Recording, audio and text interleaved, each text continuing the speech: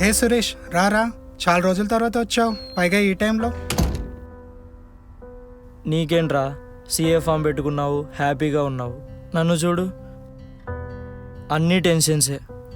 మళ్ళేం చేసావురా? ఎందుకంత టెన్షన్ పడుతున్నావు? ఇన్కమ్ ట్యాక్స్ రిటర్న్స్ ఫైల్ చేయలేదు. చూడు, నోటీసులు కూడా వచ్చాయి. ఏం చేయాలో అర్థం కావట్లేదు. అందుకే నీ దగ్గరకు వచ్చా. ఎందుకు ఫైల్ చేయలేదు? నువ్వు చిన్నప్పటి నుంచి ఇంతేరా, ఏది సీరియస్ తీసుకోవు. అంత ఇంపార్టెంట్ కాదేమో అనుకున్నారా?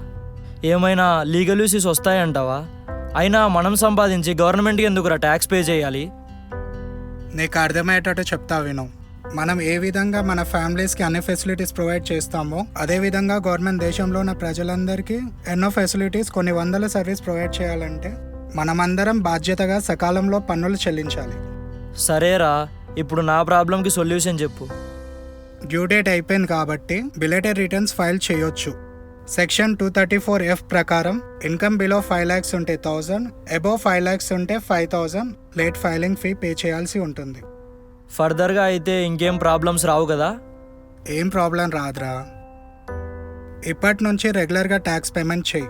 ట్యాక్స్ ఎగ్గొట్టి తప్పు చేసిన వాళ్ళ గిల్టీ ఫీల్ కాకు. ఓకేరా, సకాలంలో పన్నులు చెల్లిద్దాం. సకాలంలో పన్నులు చెల్లిద్దాం, దేశ అభివృద్ధిలో భాగస్వాములవుదాం.